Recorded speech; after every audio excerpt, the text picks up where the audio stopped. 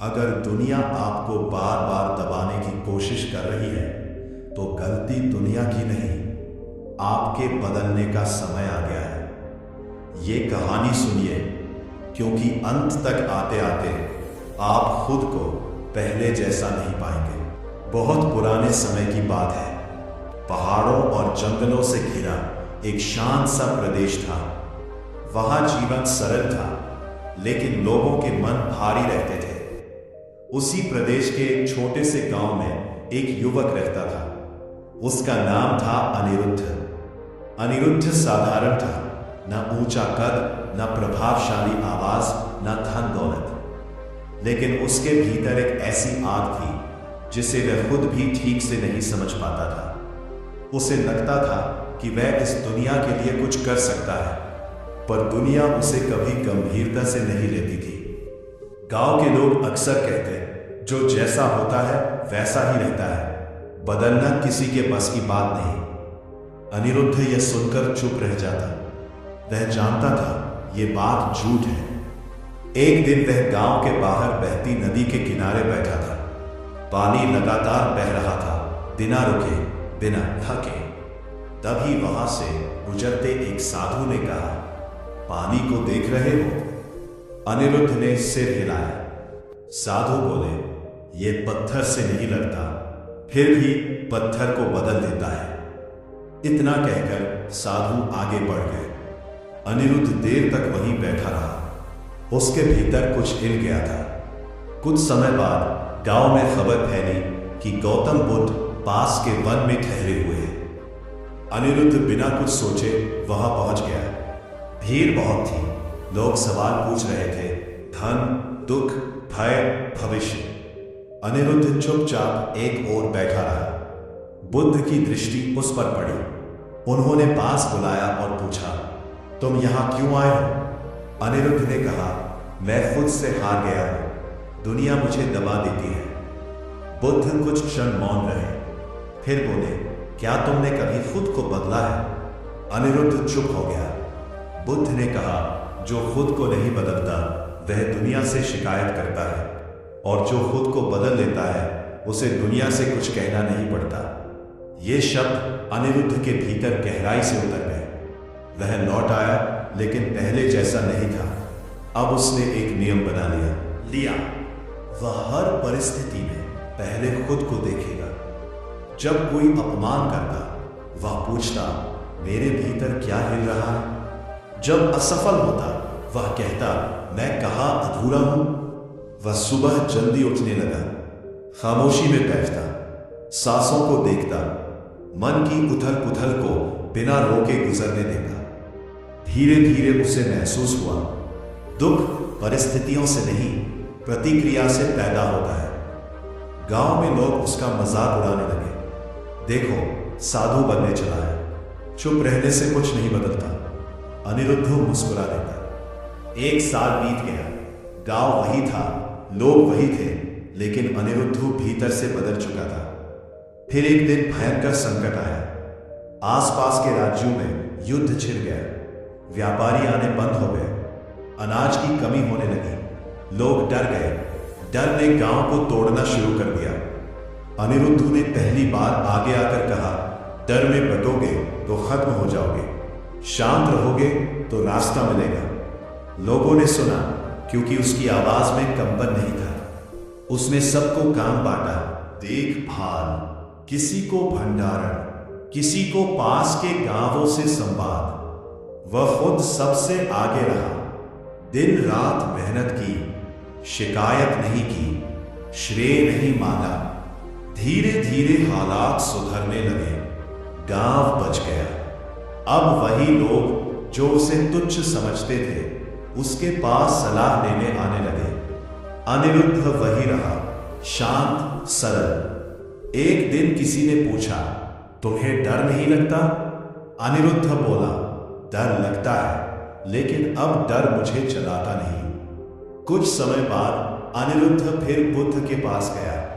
बुद्ध ने उसे देखा और मुस्कुराया। अब क्या ढूंढ रहे हो? बुद्ध ने पूछा। अनिरुद्ध ने कहा, अब कुछ ढूंढना नहीं है, अब सिर्फ जीना है। बुद्ध बोले, यही परिवर्तन है। अनिरुद्ध वापस लौटा। अब दुनिया उसके सामने झुकने लगी थी, लेकिन वह दुनिया के सामने कभी नहीं झुका। उसने समझ लिया था, जब इंसान खुद को इतना बदल ले कि भीतर कोई भय न बचे, तो दुनिया अपने आप रास्ता दे देती है। और उस दिन से अनिरुद्ध की कहानी किसी एक व्यक्ति की नहीं रही, वह हर उस इंसान की कहानी बन गई जो खुद को बदलने का साहस करता है। समय धीरे धीरे आगे बढ़ रहा था। गांव अब पहले जैसा नहीं रहा था। लोग सुरक्षित थे, अन्न था, व्यवस्था थी, और इस बदलाव के बीच एक नाम हर मन में उभर चुका था, अनिरुद्ध। लेकिन अनिरुद्ध के भीतर अजीब सी बेचैनी बढ़ने लगी थी। जिस सम्मान को पाने के लिए वह कभी तरसता था, वही सम्मान अब उसके सामने झुककर खड़ा था। लोग उसकी बात को अंतिम मानने लगे थे। कोई निर्णय बिना पूछे नहीं लिया जाता था। और यहीं से एक नई परीक्षा शुरू हुई। एक शाम वह अकेला बैठा था, मन शांत नहीं था। उसने खुद से पूछा, क्या मैं बदल रहा हूं या मेरे भीतर अहंकार पनप रहा है? अगले दिन गांव के कुछ प्रभावशाली लोग उसके पास आए। उन्होंने कहा, तुम्हें गांव का मुखिया बन जाना चाहिए, सब तुम्हारी सुनते हैं। भीड़ ने समर्थन किया। अनिरुद्ध चुप रहा। लोगों ने इसे उसकी विनम्रता समझा, लेकिन सच्चाई यही थी कि उसके भीतर टकराव चल रहा था। उसने देखा था शक्ति कैसे धीरे धीरे इंसान को बदल देती है। उस रात वह जंगल की ओर निकल गया। वही पुराना रास्ता, वही सन्नाटा। काफी देर बाद उसे बुद्ध के शब्द याद आए, जिस दिन तुम खुद को ऊंचा समझने लगो, उसी दिन गिरना तय है। अनिरुद्ध ने गहरी सांस ली। उसने तय किया, वह पद नहीं लेगा। अगली सुबह उसने सबके सामने कहा, जिसे चलना है वह खुद चले। मैं रास्ता नहीं बनूंगा, बस साथ चलूंगा। कुछ लोग नाराज हो गए। कुछ ने पीठ पीछे कहना शुरू किया, घमंड है इसे, शक्ति हाथ में आने पर भी ठुकरा दी। अनिरुद्ध मुस्कुराया। अब वह लोगों की राय से नहीं डरता था। कुछ ही समय बाद एक नई समस्या खड़ी हो गई। पास के गांव से व्यापारी आए। वे जमीन चाहते थे। सोने चांदी का लालच था। गांव के कुछ लोग झुकने को तैयार थे। सभा हुई।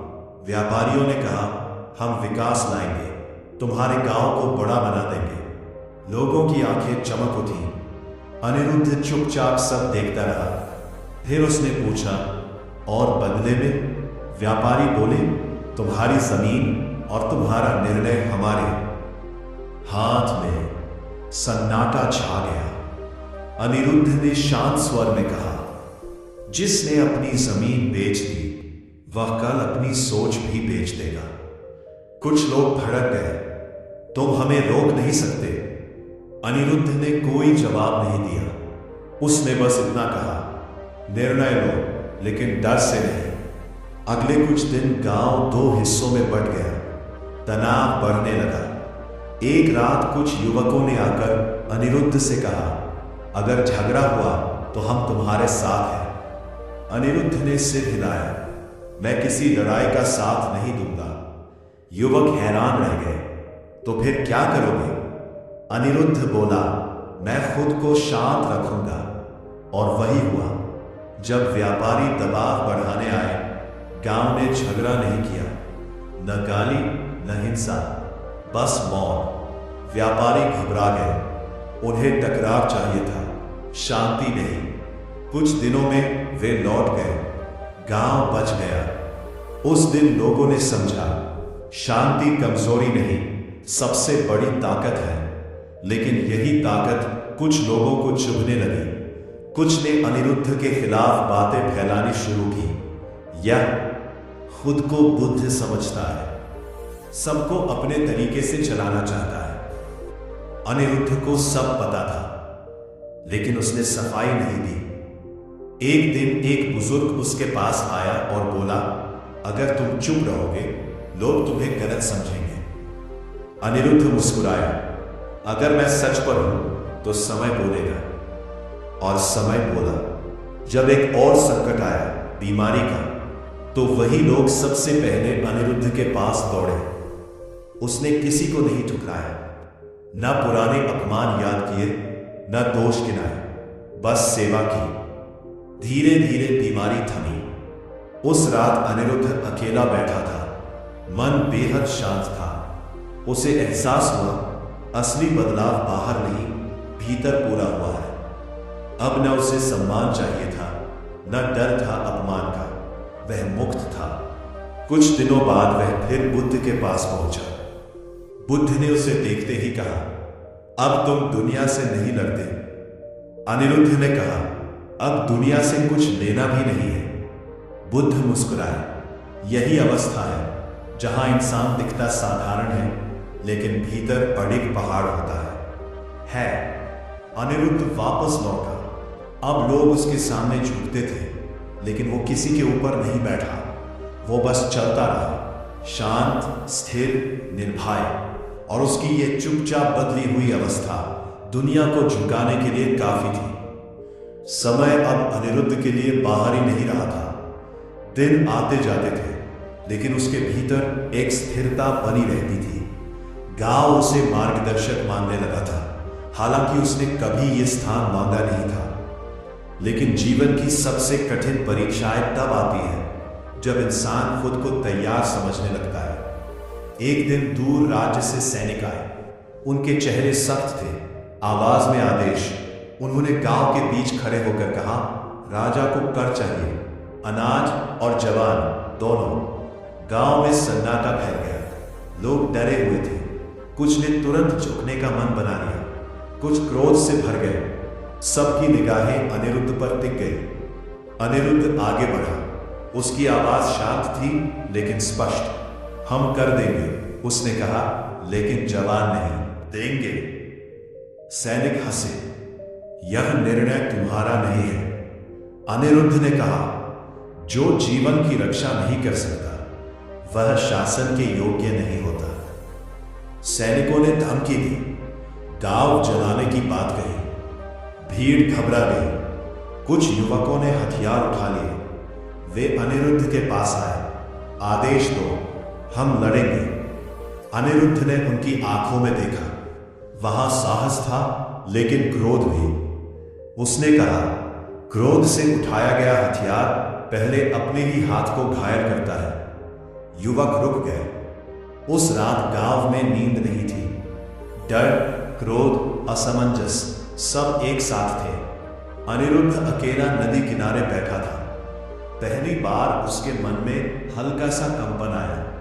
उसने खुद से पूछा, क्या मेरी शांति दूसरों के दुख से भागना है? भोर होने से पहले वह उठ खड़ा हुआ। वह सैनिकों के शिविर में अकेला गया। सैनिक हैरान रह गए। अनिरुद्ध ने कहा, अगर जवान चाहिए तो पहले मुझे ले जाओ। मुख्य सैनिक ने उसे ऊपर से नीचे देखा।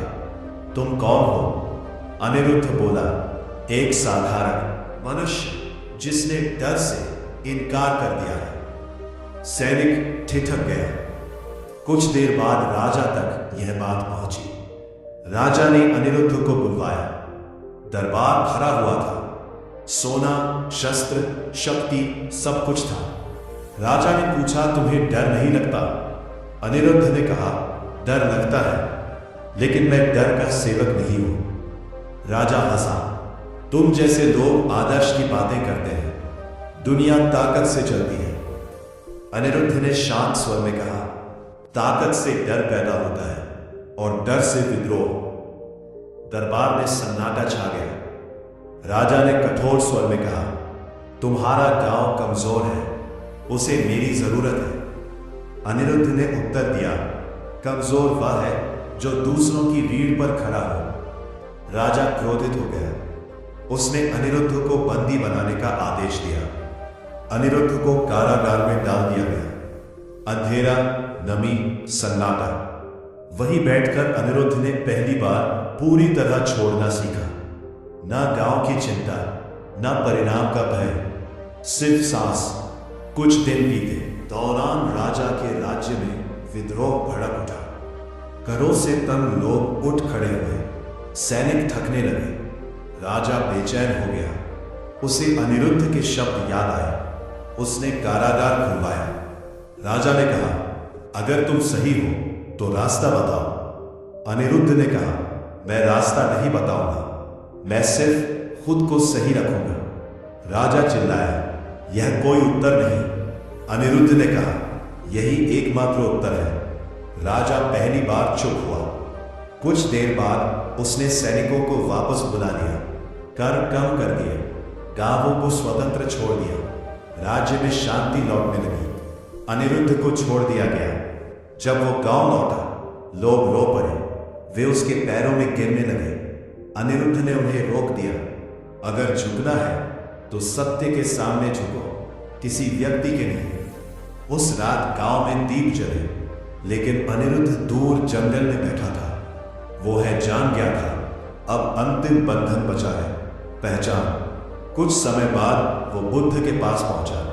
बुद्ध ने उसे देखा और कहा, अब तुम खोने से नहीं डरते। अनिरुद्ध बोला, अब पाने की इच्छा भी नहीं रही। बुद्ध मुस्कुराए। जब इच्छा भी गिर जाए तब मनुष्य स्वयं मार्ग बन जाता है। अनिरुद्ध वापस लौटा। अब वो गांव में रहता भी था और नहीं भी। लोग उसे देखते थे लेकिन पकड़ नहीं पाते थे।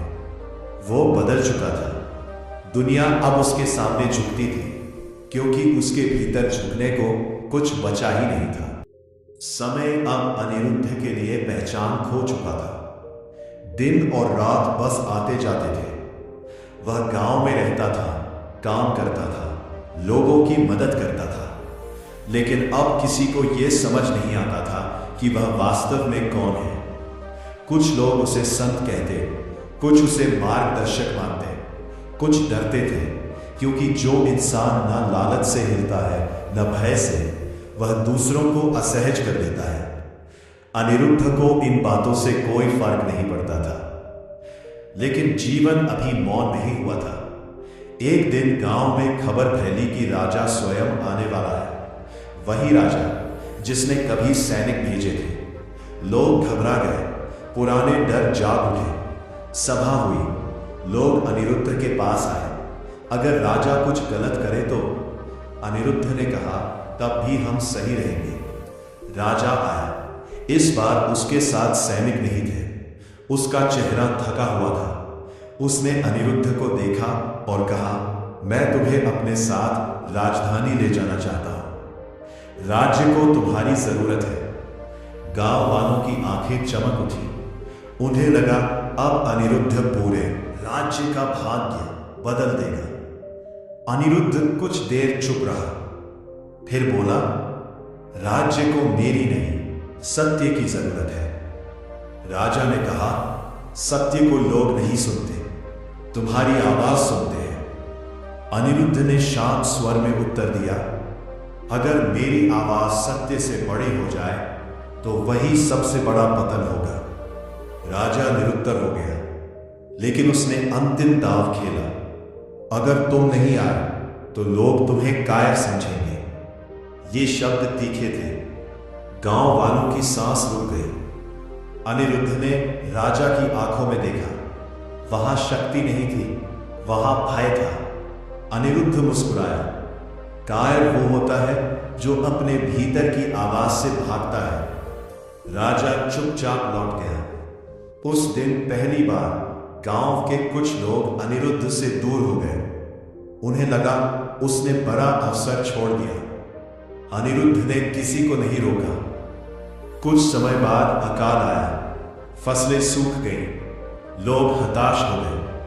पहली बार लोगों ने अनिरुद्ध पर प्रश्न उठाए, तुम कहते थे सब ठीक होगा, अब कहाँ है तुम्हारा मार्ग? भीजे। अनिरुद्ध ने कहा, मैंने कभी भविष्य का वादा नहीं किया, मैंने सिर्फ सही रहने की बात कही थी। भूख बढ़ी, तनाव फैला, कुछ लोग गांव छोड़कर चले गए। कुछ ने अनिरुद्ध को दोषी ठहराया। यह उसकी सबसे कठिन परीक्षा थी। उसके पास न समाधान था न चमत्कार, सिर्फ एक बात थी, वह झूठ नहीं बोलेगा। वह खुद भी उतना ही भूखा था जितना बाकी लोग। वह भी उतना ही थका था, लेकिन वह टूटा नहीं। एक रात वह बुद्ध के पुराने शब्दों को याद कर रहा था, जब सब छिन जाए तब देखना क्या बचा है। और उसे उत्तर मिला। सुबह होते ही उसने गांव में कहा, जो भी मेरे पास है वह सब तुम्हारा है। उसने अपना घर खोल दिया, अपना भंडार बांट दिया। अब वह बिल्कुल खाली था। कुछ ही दिनों में खबर फैली। पास के गांवों से लोग मदद लेकर आए। किसी ने अन्न दिया, किसी ने पानी। धीरे धीरे अकाल टूटा, लेकिन अनिरुद्ध वापस पहले जैसा नहीं हुआ। उसने महसूस किया अब उसके पास कुछ भी नहीं बचा जिसे खोने का डर हो। एक रात वह चुपचाप गांव छोड़ गया। कोई विदाई नहीं, कोई घोषणा नहीं। कुछ लोगों ने उसे खोजा, कुछ ने कहा वह कहीं नहीं गया, वह हर किसी के भीतर है। कई वर्षों बाद एक साधु ने किसी दूर गांव में कहा, मैंने एक ऐसे व्यक्ति को देखा जो न नेता था न संत, फिर भी लोग उसके सामने झुक जाते थे। किसी ने पूछा क्यों? साधु ने उत्तर दिया, क्योंकि उसने खुद को इतना बदल लिया था कि दुनिया के पास उसे झुकाने का कोई कारण ही नहीं बचा। और यही उसकी अंतिम पहचान थी। बिना नाम, बिना पद, बिना इच्छा। दुनिया उसके सामने झुकी नहीं, दुनिया उसके साथ चलने लगी। बहुत समय बीत चुका था।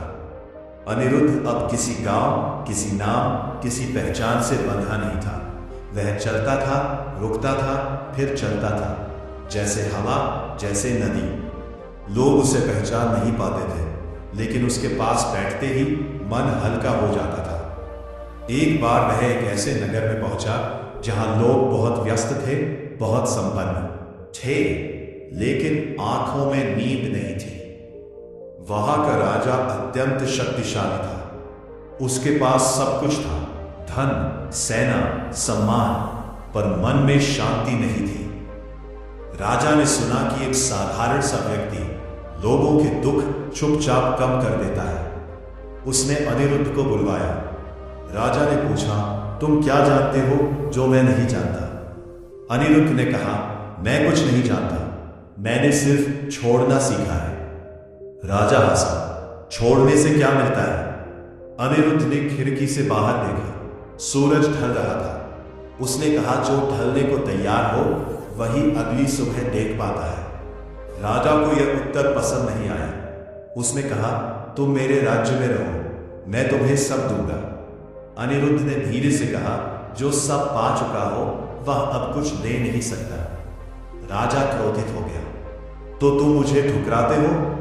अनिरुद्ध ने शांत स्वर में कहा, मैंने कभी तुम्हें चुना ही नहीं, इसलिए ठुकराने का प्रश्न नहीं।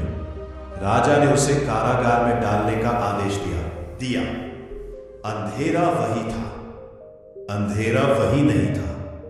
वह दीवार से टेक लगाकर बैठ गया। सांस आती जाती रही, मन स्थिर रहा। कुछ दिनों बाद नगर में अशांति फैल गई। लोग आपस में लड़ने लगे। राजा के आदेश काम नहीं आ रहे थे। राजा को अनिरुद्ध याद आया। उसने कारागार खुलवाया। अगर तुम सच में मुक्त हो तो मुझे भी मुक्त कर दो।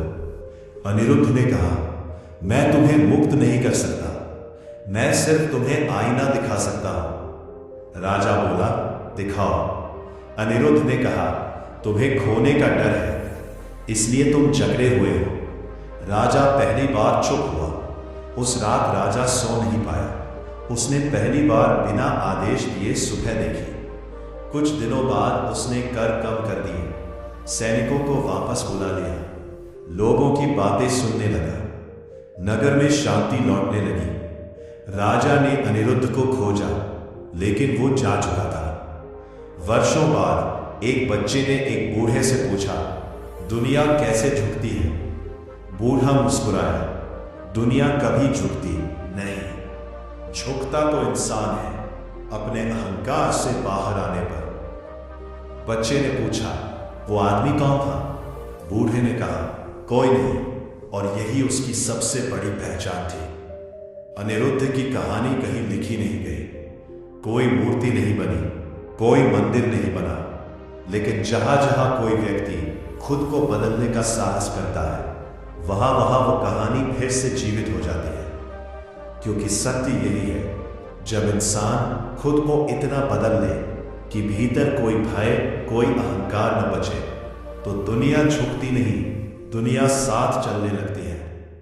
अगर ये कहानी आपको कहीं भीतर तक छू गई हो, तो समझ लीजिए ये सिर्फ अनिरुद्ध की कहानी नहीं थी, ये आपकी अपनी यात्रा थी। दुनिया को बदलने की जिद छोड़ दीजिए, खुद को बदलना शुरू कीजिए, क्योंकि जब इंसान भीतर से मजबूत हो जाता है, तो हालात अपने आप रास्ता दे देते हैं। अगर ये कहानी आपके दिल तक पहुंची हो, तो वीडियो को लाइक जरूर करना।